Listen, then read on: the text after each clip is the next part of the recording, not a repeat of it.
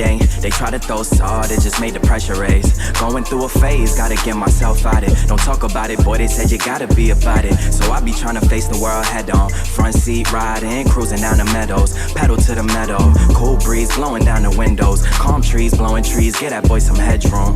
On the interstate in traffic, but I swerve out. What's the moves for the night? What's the word now? What's the links? Hit me up, we could go now. I got hella pieces, she got hella features. Get me hella geeked up, she be blowing shisha.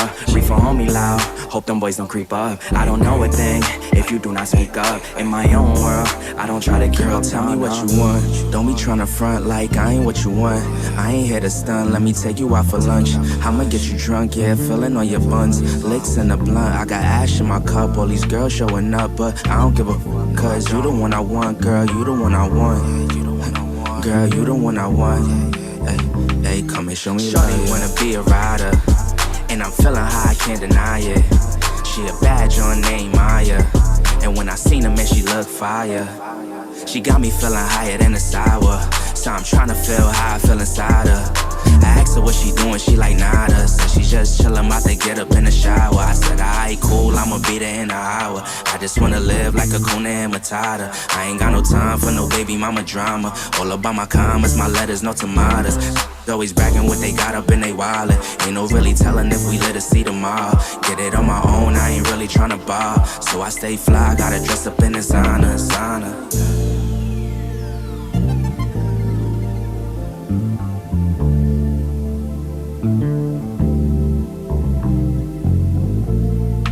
Tell me what it is, what you want from me, what you want from me. Tell me what it is, don't tell me what it ain't. They try to throw salt, it just made the pressure raise. Going through a phase, gotta get myself out it. Don't talk about it, boy, they said you gotta be about it. So I be trying to face the world head on. Front seat riding, cruising down the meadows. Pedal to the meadow, cool breeze blowing down the windows. Calm trees, blowing trees, get that boy some headroom.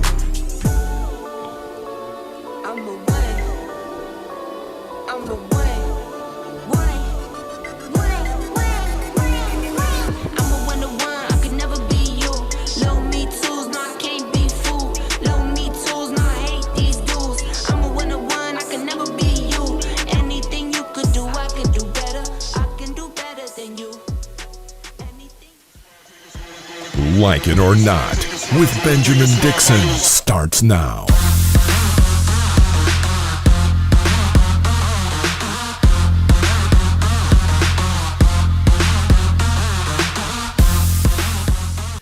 Good morning, everyone. Happy Friday, Junior, y'all.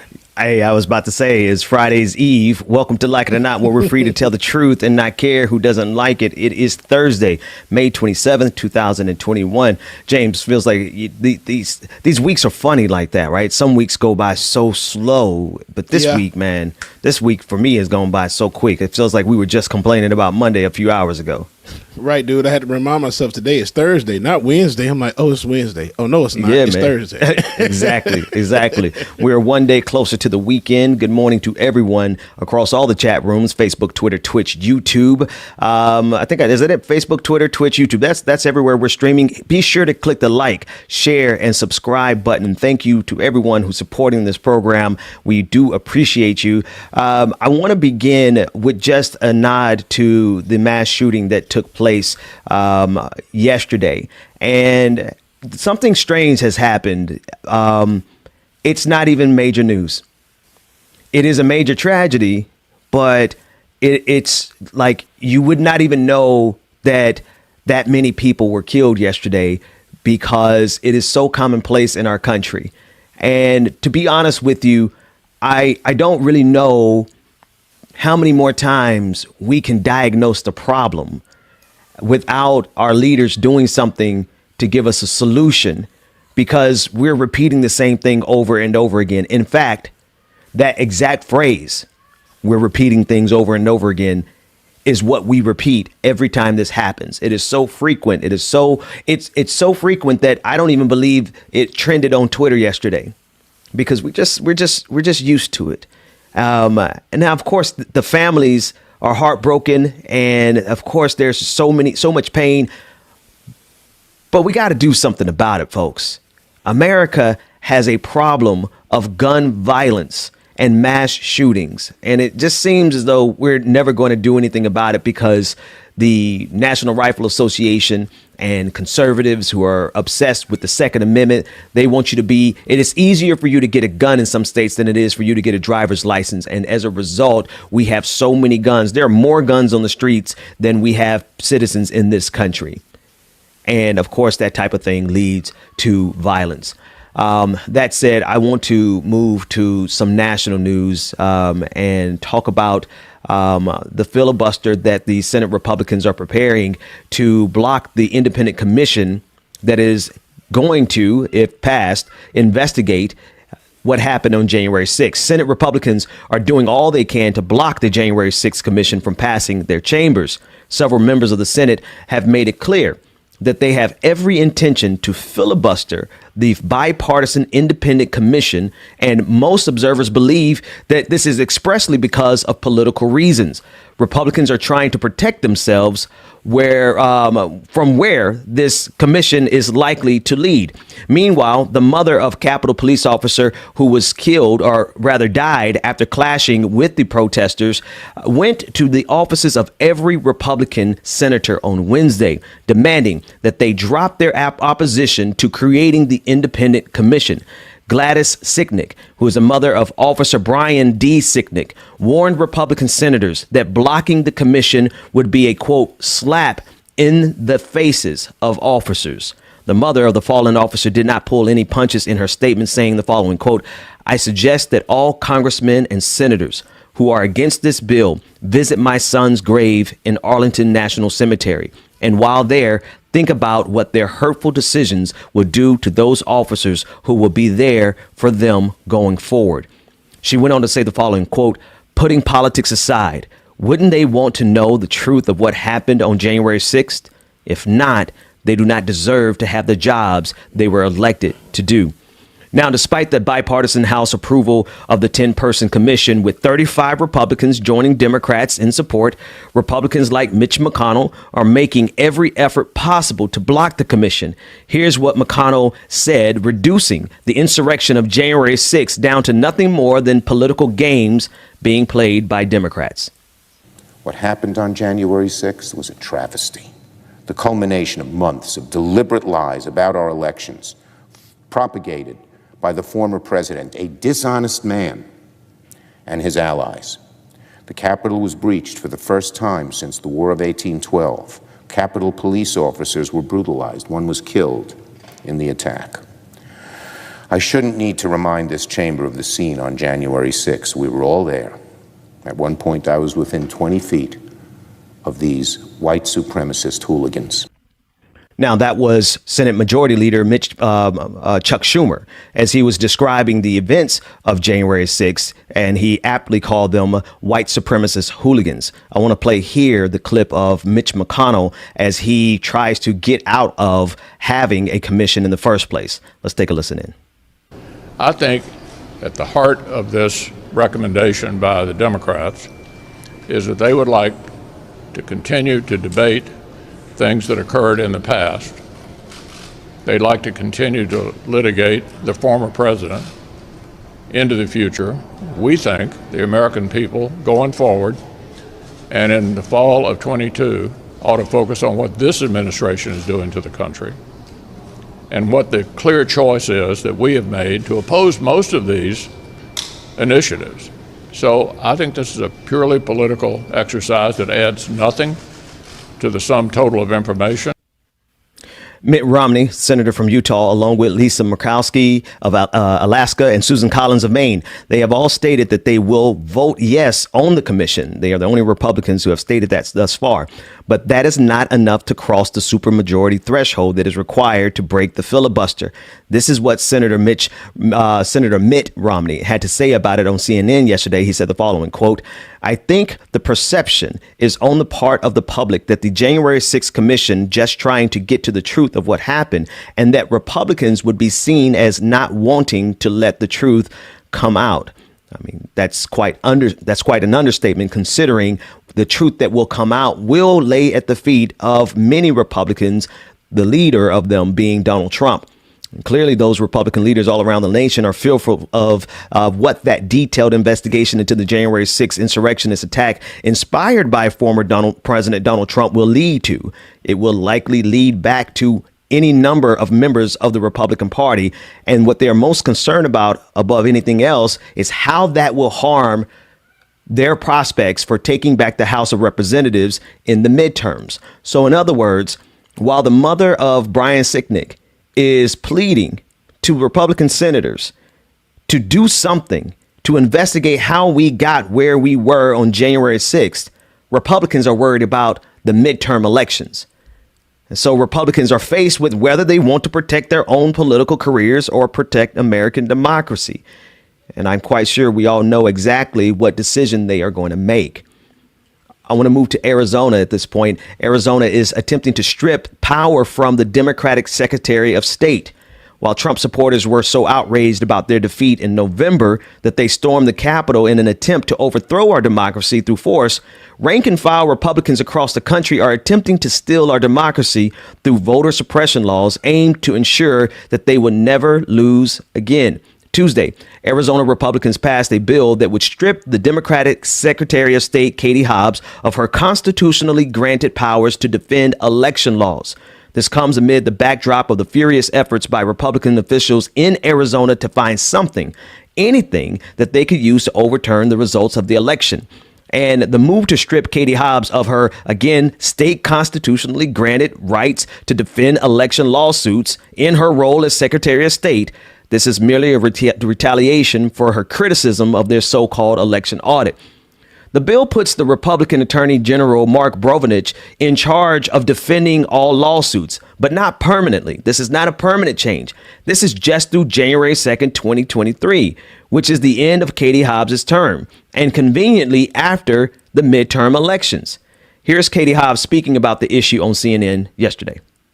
Retaliation for me doing the job that the Arizona voters elected me to do. And it is blatantly unconstitutional. Quite frankly, it'll make it very difficult to do my job. As the chief election officer of the state, if somebody files a suit over an election issue, I'm the named defendant. It would give the attorney general carte blanche to respond to these lawsuits however he saw fit, which in the last several months has not been on the side of Arizona voters, which is partly why this is happening right now. Now, when you combine these efforts in Arizona with all the legislation we're seeing Republicans pass on the state level all across the nation, it's clear that even though they cannot get majorities to win, Republicans never intend to lose power ever again. They're playing for keeps, folks. And it has been so many times before. Somebody has said this, James, and it's just coming to my mind now. What's the saying? If voting didn't matter, why are they trying so hard to keep us from voting? Yeah. And it is at every level of the state. You see secretaries of state having their power stripped away from them, giving that power to somebody like some Republican official who would be able to, after election, if they don't like the results, they'll be able to challenge it and then in some cases overturn it. And they're breaking down all of the different parts of our democracy that actually sustain the democracy. And here's the other thing. Like, it's not as though our democracy is particularly healthy anyway. It's not as though us simply voting for people has changed a whole lot. Right. You know, we're going back and forth now with the Biden administration as it pertains to like how much money they're going to use for infrastructure, whether or not they're going to cancel student debt, whether or not they're going to give us another bailout, whether it's going to be a $2,000 bailout or a $14,000. It's not as though the people are getting what they need through the system as it is. But that's not even good enough for Republicans. Republicans are saying, no. We don't want you to get anything. We not only want you to not get any economic help, but we don't want you to have any political power. We don't want you to have any ability to overturn our pursuit to push this country so far right. And we're seeing it here in Georgia at levels like the stuff that's being done right now are legitimately things that would destroy this country and they would destroy this democratic experiment simply for the sake of their political power.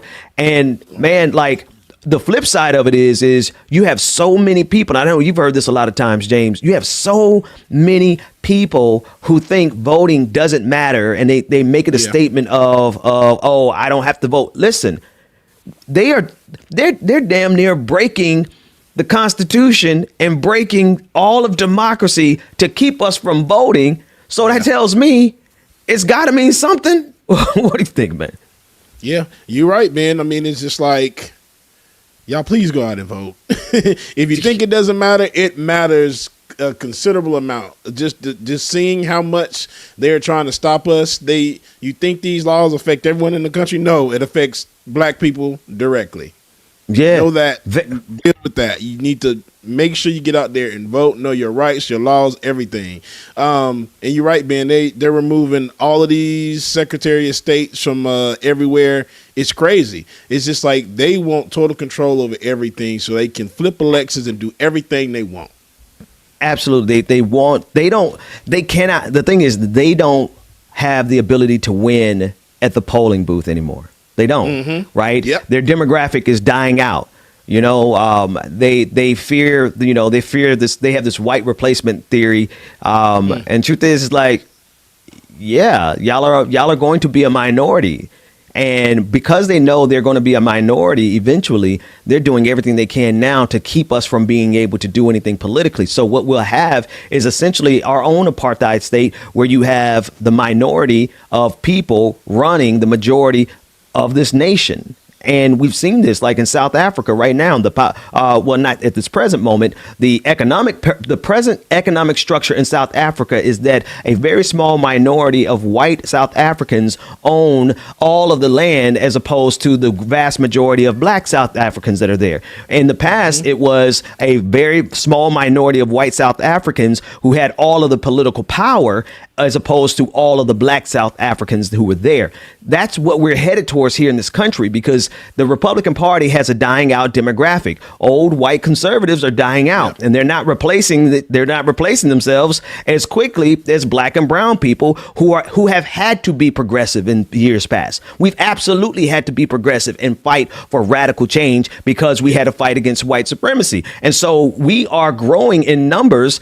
and that's what they're fearful of. But they think it is absolutely okay. They have every expectation to have an America where they are in the minority and still able to dominate and control the entire population. No, never mind the fact that we have the majority. I mean, even right now, we have a majority of Americans who are voting in a certain direction. But because of the Electoral College and because of voter suppression, we've seen several elections, not only on the national level, but also on the local level and on the state levels, where those elections have been taken away from the majority of the people in this country. So it's already happening. But what they're trying to do is make it a matter of law. They're trying to make it a matter of law where the minority group has the dominating power over the majority group. And this is what they're trying to. And then when you think about it, it's a question of constitutionality. Another part of what Katie Hobbs said in the clip, we didn't play this portion, but another thing that she said was this is unconstitutional. And so, trying to steal away her constitutional right as given as Secretary of State to defend election lawsuits, taking that away is an unconstitutional move. But here's the thing. If you have nothing but conservative judges sitting on the bench, then they're going to rule not based on the Constitution. They're going to rule based on their ideology. And you look at these state Supreme Courts all around the country. These state Supreme Courts are ever growing more conservative in terms of the balance of the court. And we see in the Supreme Court, the balance of the Supreme Court, we're at a 6-3 conservative majority now. So even if it is unconstitutional, the people who would make the decision about the constitutionality are political operatives. And they will be able to look at everybody in the face and say, we don't care how unconstitutional this law is. We're going to say that it is constitutional. And so Republicans are absolutely playing for keeps. And we can't take that for granted. We can't just think that this is business as usual. Democrats need to really understand that this is not politics as usual. This is playing for keeps. And if they don't do something about it now, then we're going to find ourselves at the point where we won't be able to do anything about it because Republicans would have seized control at every single level. Right. Real quick, Ben, want to read a couple of super chats before you go to the next story. Infinite content. So we need to figure out how to have independent commissions to do fair districting of maps. And also of maps in the state, excuse me. And then Tiger, I fight so damn hard with my anarcho belief friends about voting because they think it just doesn't matter. They don't understand they're being played. Absolutely. And also shout out to, oh man, we got a few star senders as well too. Chuck Henderson sent 150 stars. Tracy Jones sent 200. This is so sad, Benjamin Dixon. And Ronnie Angel sent 500 stars as well. So thank y'all for y'all support. We greatly appreciate y'all. Absolutely. Thank you all so much for the support. It absolutely matters. I want to talk about Tiger's comment.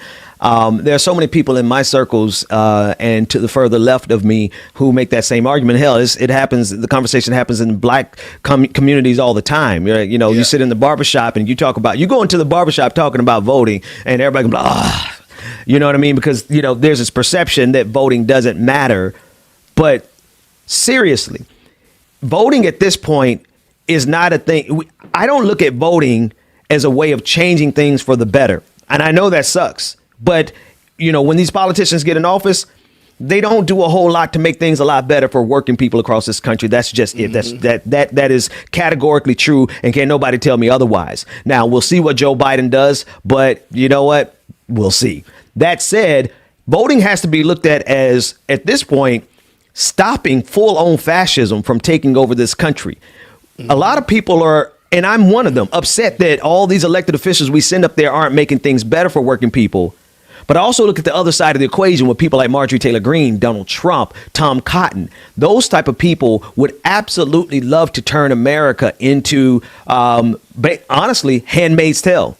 They would love to turn America into a theocracy where nobody has any political power unless you're a white Christian man, land-owning man, right? Nobody would have any economic power. They want to dominate this system for their own personal beliefs and their own personal goals and agenda and ambitions.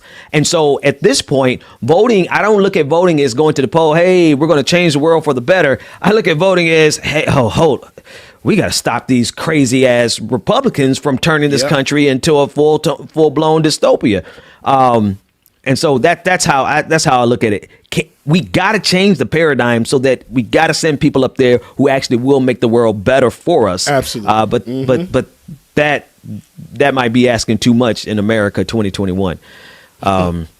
Maybe we'll talk about Handmaid's Tale. I mentioned it, Handmaid's Tale, a little bit in the after party. I don't know if anybody watches that, but man, yesterday's episode, Lord, I'll tell you about it in the after party, patreon.com. You ever watched it, James? So I watched maybe a couple of episodes. And I'm not enough in it to know what's going on, but my mom has watched it since the beginning. Mom loves it. So she's okay. Mostly anytime mom watches something and she loves it like that, I know it's good. So I said I was going to go back and watch it. I binge watched so much stuff, and I love like shows like that. So I was like, it's on my list to go back and finish watching. And then real quick, bro. A.R. Walker sent the super chat. Voting does matter, but Dems are so useless. Makes it seem it doesn't. They have the majority, still no voting or police reform, even failing at improving infrastructure. Dems are weak, trash. And unfortunately, it's the truth. Listen, look at what we're talking about. Look at what Republicans are blocking right now, right? That might be harsh, but I think it's harsh for a small segment of my audience. But here's the truth. If the Democrats don't play hardball and get rid of this filibuster, then we're absolutely not going to be able to get anything done at all. We're not going to be able to protect voting rights. And if we don't protect voting rights, all of this legislation that's been passed across the country is absolutely going to come back to hurt them and hurt us. We won't be able to elect anybody again because Republicans are ensuring that at every level that they break our right to vote. So if Democrats don't do what's necessary to make sure, they're at this point, they're going to have to break the filibuster in order to get the January 6th commission, because you're not going to get Republicans who are willing to actually investigate things at the level that it needs to be investigated. So on the front end, that comment is absolutely right. On the front end, you have Republicans who are trying to undermine our right to vote. And on the back end, you have Republicans who said that if we don't get our way, we'll tear down this entire democracy. And if we're not going to protect the right to vote and smoke out all these people who are willing to destroy this democracy just because they didn't get their way, then what are we doing, Democrats? No, seriously, what are we doing if we're not going to fight for the fundamentals of our democracy? All because of something that's not even in the Constitution. It's something that's created on behalf of land owning slave owners to protect white supremacy in this country. The filibuster can be arranged. It is a rule. The filibuster is a Senate rule. It's not ingrained in the Constitution. It is something that they vote on in the Senate, and they can determine whether it stays or whether it goes. Now, to that end, if you're going to uphold this thing above the right to vote and above the democracy itself, then maybe this democracy isn't going to work, Democrats. So what are you going to do about it? I absolutely agree with that comment. All right, real quick, before we go to our first break, this is a bit of positive and inspiring news. Howard University is naming the College of Fine Arts after Chadwick Boseman. Awesome. And, oh my God. Yeah, he is an alumni. 20 years ago, he graduated from Howard University, and we all know, most of us know him as T'Challa from Black Panther. Most of us know him from all the different movies. I mean, if we just go down the list of movies that this guy did, and James, he did it while he was battling cancer.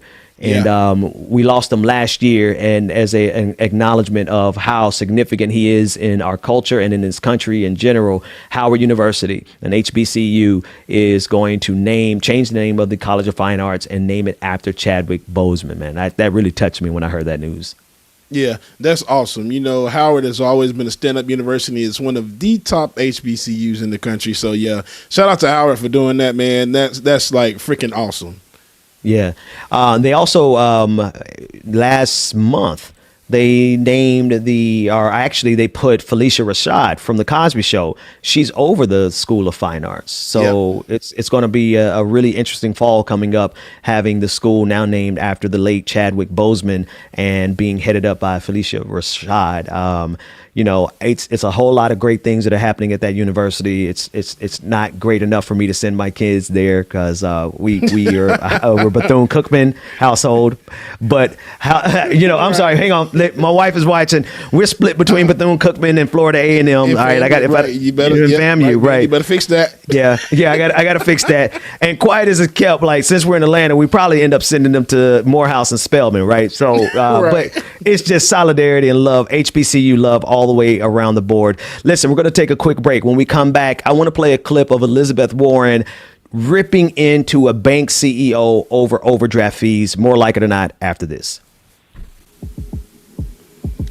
Good morning again, everyone. We hope that you are enjoying the show thus far. Make sure that you stay tuned. Real quick, Laura Strada sent us a super chat saying that man was a prophet. Yes, he was. Chadwick Boseman was just awesome soul. And real quick, while we have it at it, we're going to go ahead and get these new patrons named off for yesterday. New patrons for yesterday. We have Carrie V.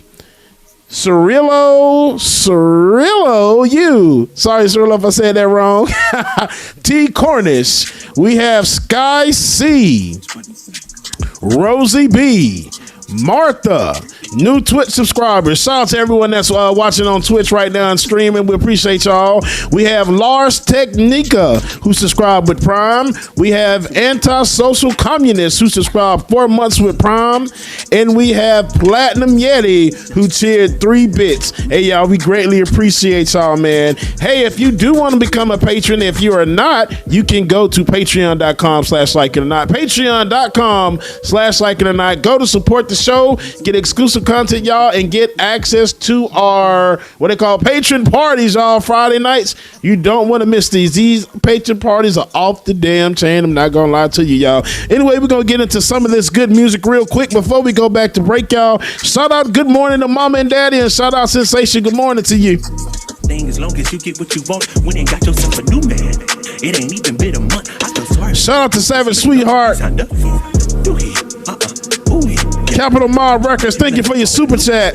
He says, if you don't want your congressmen all in the videos dancing, rapping, come to Capitol Mob Records because independent voting is the best route. Okay. I like that.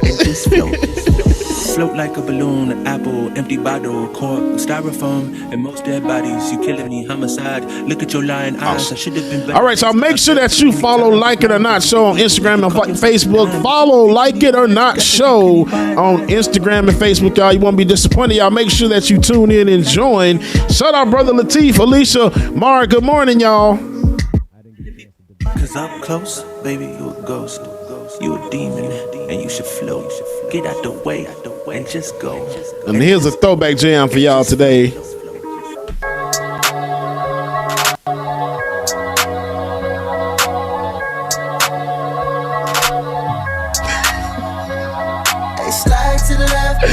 Got you. Highlighted comment from Twitch. Let's see. Give me a second. Let me pull this up. Slide to the right. The Chicken Fried Dragon. Shout out Chicken Fried Dragon. I always love that name. Dems raise more money than when the GOP is in the power and effing up the country. Dems raise more money when the GOP is in power and effing up the country. Woo, Chicken Fried Dragon. You said the word right there. Y'all let that sink in. Everybody just need to slide on to the left, for real. Moni Shell, thank you for your stars. She sent 99 stars, y'all. We appreciate you. Chuck Diesel, don't break anything this morning, brother. I appreciate you. Rashida Campbell, thank you so much for your stars. She sent 235. And Gina Mitchell Sims Johnson says, good morning, family, and sent 100 stars. Good morning, y'all. Good morning, everybody on Facebook, Twitch, Twitter. Love y'all, man. We mean it. Y'all keep sending these stars. Boy, man, I love this. Can't keep up. Look, Jennifer Bell Felder, we thank you too. Sent 50 stars. We appreciate you. And then another super chat. Boy, y'all is, I love y'all. Y'all is family for real. Shout out Phil B. Bit behind, but whoever said Dems are weak and trash are right on. They are the enablers to the psycho abusive party. It's a Harlem Globetrotters production. They the Wash Generals. We in trouble.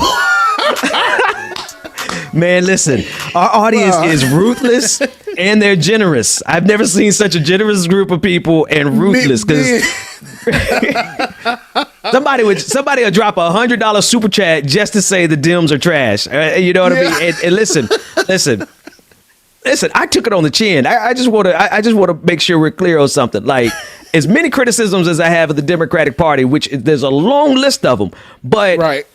If Donald Trump was still in power right now today, I have no idea what kind of condition we would be in, right? And so I think it was Phil. What was that last one you read? It was from Phil B. Phil B. Yep. It feels like kabuki theater. It feels like a show. Because we know what we got to do. The Democrats know what they got to do. I did an interview not too long ago.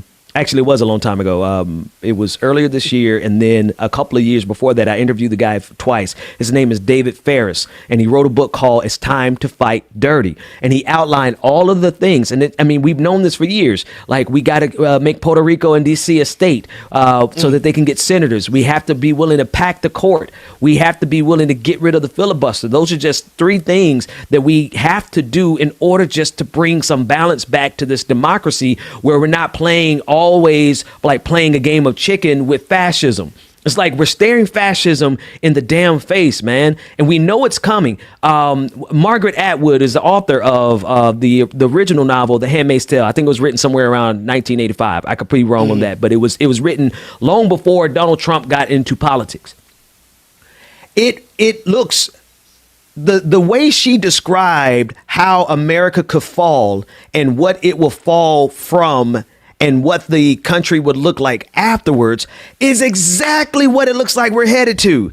Like, man, when you have Amy Coney Barrett on the bench, the Supreme Court, she is, and we're getting ready to see cases go up to the Supreme Court dealing with Roe versus Wade. And they're going to absolutely use that as an opportunity to overturn a woman's right to choose.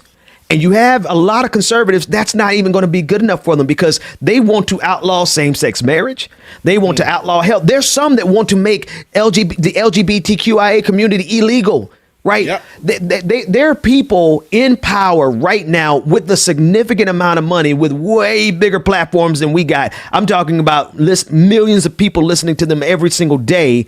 They would be more than elated to turn this country into a Christo-fascist theocracy, where if you don't worship Christ the exact way, see, even me, like, James, you and me, we both grew up in the Christian tradition, the Black Baptist tradition, where the preacher would hoop, and my father was a preacher for 40 years, but they would throw me up on the wall, bro, because my type of faith is totally different than my type of Christianity is different than their Christianity. So it's not about just being a Christian; it's about being the type of Christian that Republicans say you gotta be. Yep. And that's the kind of world that they're trying to craft. And Democrats, you see it coming.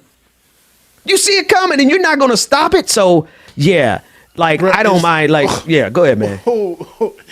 Ben is just like the Democrats or the Republicans of the left. Maybe it's just like y'all secondhand Republicans. That's what Come y'all on, acting man. like. Because if y'all did half of the stuff that the Republican Party did, do you know how the Democratic Party would be? Oh, but man. no, we have to be so lenient and just like, okay, no, The bipartisanship. Yes, Yeah. man, F all that. Let's get it. Let's go. It's time to fight, man. We absolutely got to fight because Republicans have been fighting. I mean, think about it, man. I usually, when I talk about somebody who's dead, I usually say something like, God bless the dead and stuff. No. Think about Rush Limbaugh. Thank God he's dead. That dude for 40 years. No, seriously, man. I've come to terms with this. Like, my humanity is okay. My faith, Right. my heart. I'm a good person. I'm still a good person, even though I know it is absolutely America is better because that monster is dead. Right. Yep. But 40 years, that man on radio and television every single day drugged this country closer and closer to fascism. And he died one of the richest men in this country, one of the richest men in this country. And he died getting an award from the president, the highest civilian award from the president of the United States. See, that's what we're fighting against. We're fighting against entrenched money, entrenched power. We're fighting against people who have no regard for our lives. And on the other side, Democrats are trying to have bipartisanship? Nah. We're trying to work together. Damn that. Ruthless Dragon said, sent a super chat, said, I heard you say my name. Hey, who else name we need to say? Ruthless Dragon. I know. You drop a super chat, I'll say your name all goddamn day on the show, okay? Sorry about that, man. Go ahead, brother. No. It's all good. This next clip is actually, I really enjoyed this next clip. And it is funny but sad at the same time. I'll be honest with you, this might take up the rest of the show because if I start asking the audience about your overdraft fee experience, we could talk all day long. But I want you to listen to Elizabeth Warren as she mollywopped Jamie Dimon, the CEO of JP Morgan and Chase. I mean, she drug him for filth. Let's take a look at it and then we'll discuss. Mr. Dimon, how much did JP Morgan collect in overdraft fees from their consumers in 2020? Well, I think your numbers are totally inaccurate, but we'll have to sit down privately and These are- go through these that. are public numbers. And I also want to point out we did not overdraft. Can you just answer my question? How much did JP Morgan collect? We did not overdraft at the Fed account. And at any request, So you someone never, said they needed, I'm sorry, they needed Mr. COVID Dimon, relief. that was, They got Mr. $120 Dimon, that was million not the COVID question. on request. Did you had an automatic protection. So I'm asking, you were recommended, the regulators recommended you offer that same kind of protection to your customers. And we How did. much, in fact, did And JP we Morgan did. collect in overdraft fees from their customers in 2020? Do you know the number? I don't know the number in front of me, but Well, I actually have the number in front of me. Upon It's request, we waived the fees. $1.463 billion. That's nearly $1.5 billion that you collected from your customers. Now, do you know how much JP Morgan's profit would have been in 2020 if you had followed the recommendation of the regulators and waived overdraft fees to help struggling consumers? In other words, without that overdraft money, would your bank have been in financial trouble? We waived the fees for customers upon request if they were under stress because of COVID. You know, I appreciate that you want to duck this question. Do you know how much your profits would have been if you'd actually waived all the fees as the regulators recommended? We waived the fees every time The a answer customer is asked us your to profits would have been $27.6 billion. I did the math for you. So here's the thing. You and your colleagues come in today to talk about how you stepped up and took care of customers during the pandemic, and it's a bunch of baloney. In fact, it's about $4 billion worth of baloney, but you could fix that right now. Mr. Diamond, will you commit right now to refund the $1.5 billion you took from consumers during the pandemic? No. Right now. No. That's some bullshit. Right? Let me go through this real quick, and I want everybody in the audience, because see, here's one of the things that I know is true about how this system is maintained. It's maintained because most of us, particularly in this social media generation, we got a stunt for the gram, and we can never really be honest and say, hey, I've been struggling. Nobody gets on social media really and says that, I've had overdraft fees. I want everybody in the comments section, as we discuss this, I want you, if nothing else, to just raise your hands if you have been a victim of these overdraft fees, because I know I have. I'm going to start with my story, right? I'm not going to tell you how recent I've dealt with overdraft fees. I'm going to mark it back a couple years when I was a teacher. When I was a teacher, James, every time I got paid, it was an easy $150, $200 in overdraft fees that they took out of my account. And I could never figure out why. No matter how much I try to budget, I'm like, what is happening? And what I found out Bank of America was doing was that they would take your biggest transaction and they would move it and put it in front of all of your smallest transactions. And what does that do? That's instead of you getting one overdraft fee for, let's say, rent. You get your rent paid and you're short. Let's say you were short $25. You get an overdraft fee for $35. You can manage that. But once they move that transaction and put it in front of everything little, you end up paying $35 for a cup of coffee. You end up paying $35 for a little meal from McDonald's. You end up paying $35 more for the gas that you got. And so what they did, they had a class action lawsuit because of this, because it turned out that this was wrong. It was illegal, right? But between the time, along the way that they did that, they made billions of dollars maximizing their overdraft fees by rearranging your purchases. And I know there's at least 5 people watching us right now who has absolutely experienced that. Well, I want to give you a little bit of data on this. In 2020, banks made $30 billion in overdraft fees. During the pandemic, they made $30 billion in overdraft fees. And while Elizabeth Warren was talking to JP Morgan and Chase, they made $1.463 billion by themselves. That one bank. And you would think that, well, maybe, they made $27 billion. They would have made $27 billion in profit without the overdraft fees.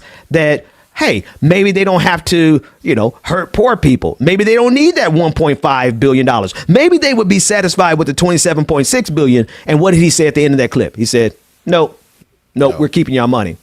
Right now, a couple more things, and I want you to jump in there, James, because if you're living in America, especially if you're a black person, you know about these overdraft fees. Like I don't know if I would tell you how recently I with it, but the truth is that when I finally, when I was a teacher, I sat down and I analyzed every single line, and it wasn't just, I couldn't just analyze every purchase.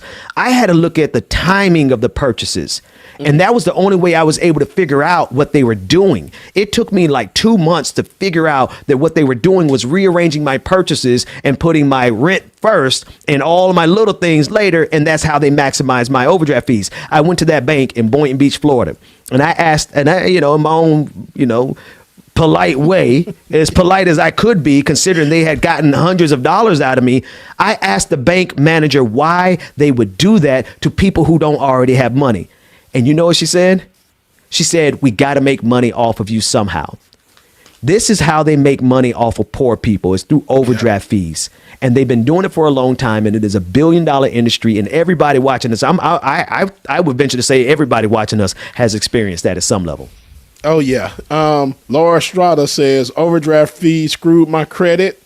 Tiger Hell, you mean? I got hit with overdraft fees just this week. That transaction theory is true, Ben. I've been paying attention, and it's how they do it.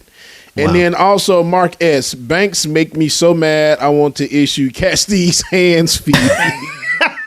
Bro, like honestly, dude, I was over here fuming a few minutes ago when you just said that, Ben. I'm just like $30 billion, dude. 30 billion. And during the pandemic. During the pandemic, that's just in 2020 alone. If you go back, dude, I can guarantee you it's much, much higher than that. Yeah. But my story is similar, dude. I mean, mine, Bank of America and other banks as well, too. I've been with a prepaid card banking company, oh my gosh, definitely almost 20 years because I hated getting those overdraft fees. It can be like, I know I had the money in the account. Everything came out. It said it came out. So all of a sudden you refund the transaction or something else comes out. You put the money back in. Then you try to go take the money back out. Now it's not enough money. And you hear me with these overdraft fees. And I don't know if you remember at one point, I think overdraft fees used to be like you used to get one every so many days or something like that. At one point. Yeah. So here it is. They're just constantly stacking up. I'm just like, yo, there's no way in hell I'm going to be able to pay this back. No. So now you can easily write it off. You can just write it off and you'll get your money either way it goes. Bro, man, I can't tell you. Listen, okay, so here's the other thing he was saying in this clip. He was saying that, he said they waived fees upon request. If somebody was struggling, they would waive fees. Okay, let me tell you. Let me tell you. You at Bank of America, you only get 5 fees waived every year.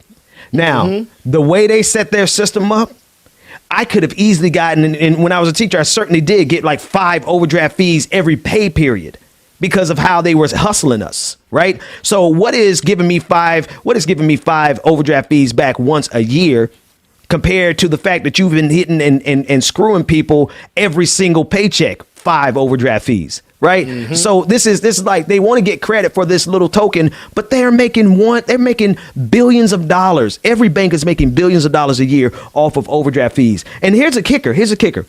During 2020, no bank was charged any fees or any overdraft fees. Like if banks overdraft their account with the Federal Reserve, they get fined, they get a penalty, they get a fee. Federal regulators waived those fees for them in 2020. And back in March of 2020, they said, we're waiving this for you. We recommend that you waive it for your people, for your consumers, for your customers. Did they do it? No. So they got a benefit from the government that they didn't pass down to us. And they made $20 billion. I think I said 30, but it's $20 billion that they made in 2020 off of overdraft fees, which is still obscene and perverse. It's still obscene. It's still out of control, man. Crazy, so Ben. Real quick, got some more. Chicken Fried Dragon on Twitch. When the profits are greater than the fines, there is no incentive not to break the law. Absolutely. Absolutely. And then man. One more, Afro Puff, Twitch highlighted comment. The thing is, without overdraft fees, they would have still made money hand over fist. That's absolutely right. That's the thing. And that's so real. Without these fees, you still would have made money. So this just adding to your bottom line. You just stacking up paper. Stacking paper and leaving people. I mean, and like, do they understand? They understand and they don't care. Yep. Like when you got these overdraft fees, that you can't put gas in your car to get to work. You can't buy groceries to feed your kids. And people in this country have been living paycheck to paycheck for the longest, all of my life. They have ripped apart the working class and the middle class for so many years. It goes well beyond my lifetime. But right now, today, they're looking at people in the middle of a pandemic who are already living paycheck to paycheck. A lot of people lost their jobs. Right. Yeah. And people are scraping up dimes and pennies, man. People, you know how many people I used to see going, hell, I used to go grab change around the house and put it together and go to that Coinstar. Yep. That's why they got Coinstar machines at every grocery store. Come on, man. They know how bad we struggling and they sitting back hustling us, rearranging our purchases to maximize the overdraft fees. And then they're like, oh, yeah, well, we'll waive 5 of them. Well, you got 60 overdraft fees from somebody last year and you're going to waive 5 of them. So that's why I just leave the banks. Just like, hey, y'all can stay with, keep that balance. I'm gonna move on to another bank. Keep it. I'm good. Hey, brother Goku just said, he said, twisted T fees. Take my money again. Take it again. Pop. I got this one. You got it. There you go. Yeah, you got okay. Amber Layla. Good morning, Amber. Credit unions are the only way to go. Absolutely. Yeah. And Gwen just wanted to send some money. Hey, Mama. Gwen. Hey, Mama Gwen. Mama Gwen. Good morning. Thank you for that super chat. Right. Well, let me give you another story that's going to make you mad. But actually, we probably could laugh. This was not as bad as infuriating. Central Park Karen. She is the woman who called the police on the dog, the bird watcher.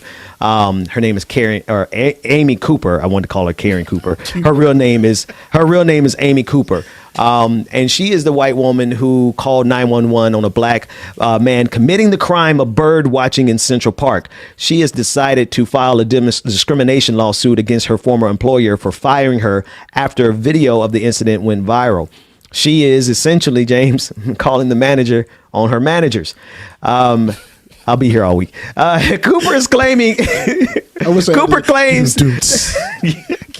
She claims that the firm, Franklin Templeton, terminated her employment without doing any investigation into the confrontation. I'm sorry, we saw the video, Amy.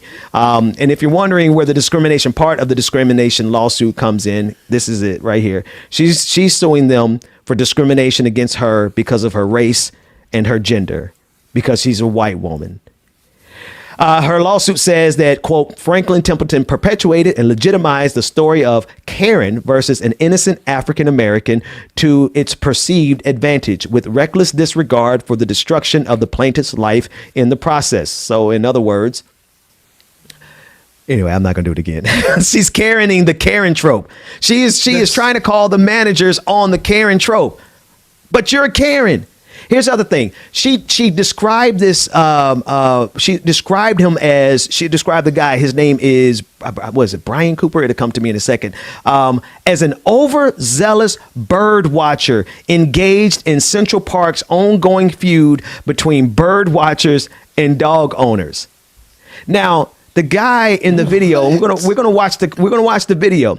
But the guy in the video, he actually went out on television last year to defend her and to say, well, I don't think at first he said, I don't think she's racist and I don't think she should lose her job because, it's not America unless you have some well-meaning black person who's going to forgive a white person for their sins. And then Amy Cooper turned around and called him an overzealous bird watcher. And she claims that she has been discriminated because of her race and gender. In case people don't remember, let's watch the entire exchange where she made it very clear how much of a Karen she was. Let's take a look at it. Please don't come close to me. I'm taking pictures calling the cops. Please call the cops. Please call the cops. I'm going to tell them there's an African-American man threatening my life. Please tell them whatever you like. Would you please stop? Sir, I'm asking you to stop. Please don't come close to me.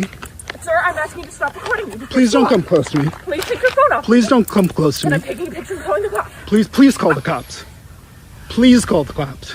I'm going to tell them there's an African-American man threatening my life. Please tell them whatever you like. And she knows that's a threat. She knows that's a threat.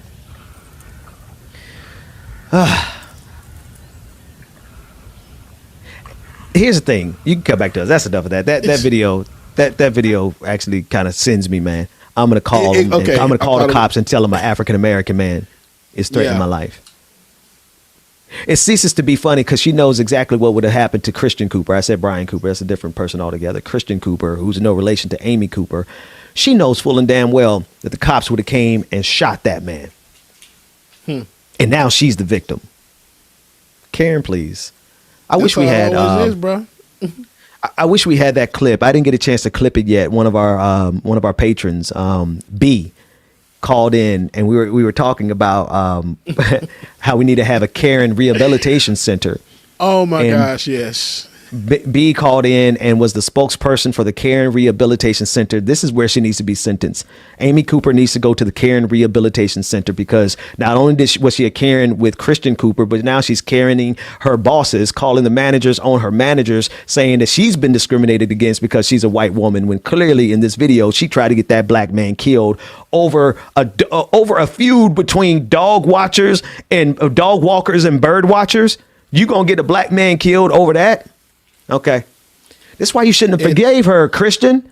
Exactly, dude. And then I hope they get her ass for animal cruelty. Did you see how she was flying that dog around, dog? Bro, listen, had that been one of us, we would have got for animal cruelty.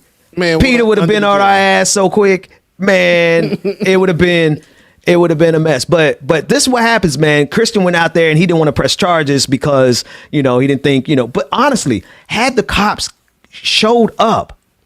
And here's the other thing. Before I even finish that thought, she was charged with making a false report, and they dropped the charges on her after she went to counseling. What good was the counseling if now she's coming out and saying that she's the victim, right? What good is the counseling in the sense of it's sufficient to drop the charges? Because if you drop the charges because she went to counseling, that suggests that counseling helped reveal to her the error in her ways. But now her behavior with this lawsuit is saying she ain't learned a damn thing. So at all. To me, it means like, yeah, they need to bring those charges back against her because she didn't learn a damn thing. And she is going to be a threat to another black man who's out there trying. And how big of a threat? Dude, we a threat when we bird watching. Bird watching. I can just be standing there, just looking like me, with not even smiling. If I just sit here and smile, they automatically gonna think that I'm a threat. They gonna roll up on me so quick, bro. I'm okay. You over there looking like Rick Ross. They gonna think you out there trying to, come attack me, bruh. It is so sickening to see how deeply rooted. It's so deep. Racism is in this country. It's so deeply rooted that Karen, Amy Cooper, knew full and damn well that all she had to do was call the police and say that it was a black man out there, and they would come guns a-blazing. That Christian Cooper could have died that day.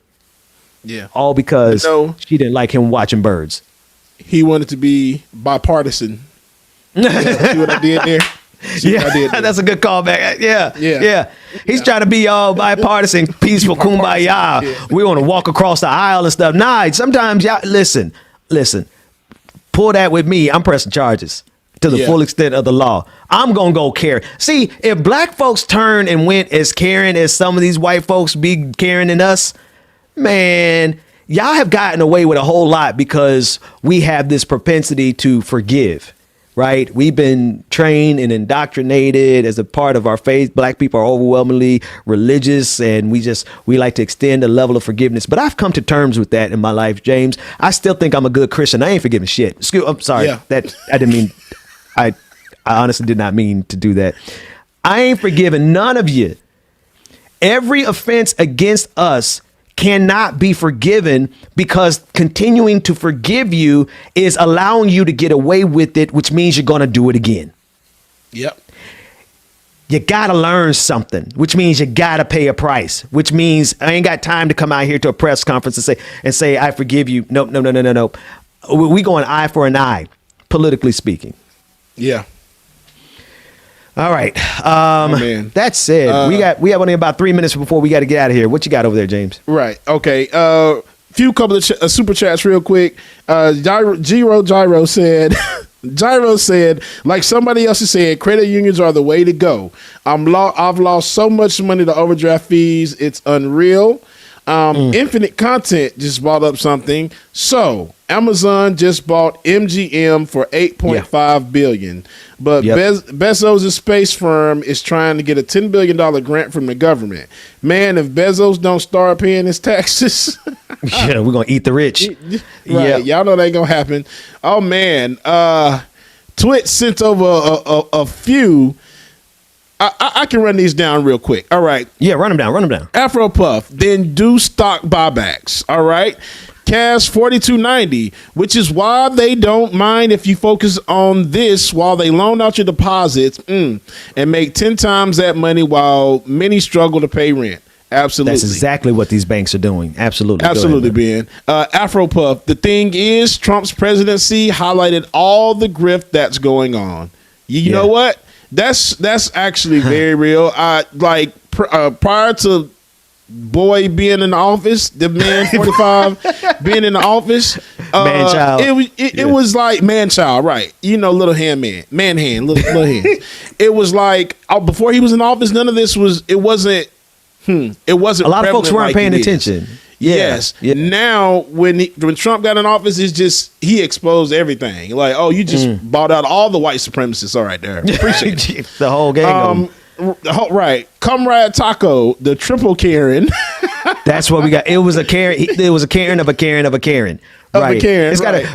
We gotta identify Karens like Bill and Ted Excellent Adventure and Bill and Ted used to do. It was like the way you knew something was good is if they'll say, oh, it's non-excellent.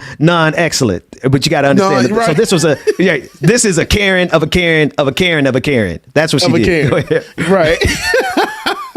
All right. Chicken Fried Dragon. She's a level 57 Karen. Yes. That's what I was going to say. Yeah. If you put Karens on levels, she's definitely level 57. She's a 57th degree Karen, man. She's a Super Saiyan Karen Infinite. Super Saiyan Karen Gold. Super Saiyan Karen God. She's all of that. She is no man. She is the Thanos of Karens, bro. She's the Thanos of Karens. Oh, I love it. Comrade Taco just gave us the name. It was Mr. Cooper. Chicken Fried Dragon said she wants to speak to the regional manager. You know what? I'm going to write a letter. That's exactly. Edric 1312 said she ended up getting the doll back. I heard. Oh, so they did take the doll back from her. Good. Okay. Crazy heifer. Jam Tomb said, sounds like the counseling failed and the courts failed by dropping the charges rather than delaying them. Yep. Yeah. That's all from Twitch, man. That's awesome. Yeah. Okay. Oh, wait. One last super chat. Tracy Jones sent 50 stars. Chicken Fried Dragon said, eat the rich, Ben. They aren't even seasoned. Let me read this last one from Tiger. Yeah, get the last super chat. Yeah. Tiger's super chat is really dope. He said, I've decided that my form of Christianity is Jesus with the whip in the temple, flipping the tables over capitalists. Amen. Church said amen.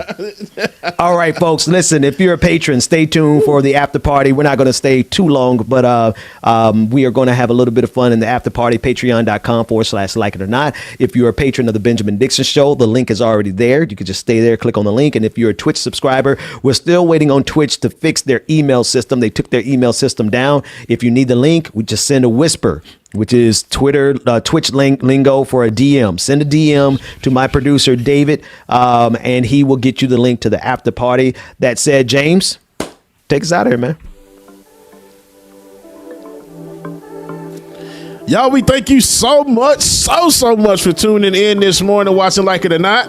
We greatly appreciate y'all. We'll see y'all in the morning. Y'all make sure that you stay tuned for the after party if you're a patron member. And if you're not a patron member yet, you too can join. Patreon.com/like it or not. Patreon.com/like it or not. And do make sure you follow our social media pages, Instagram, Facebook, Like It or Not Show. Instagram and Facebook, Like It or Not Show, man. We love y'all so much. We appreciate all the love today. Hey, we'll see y'all in the morning, y'all. After party, let's get it.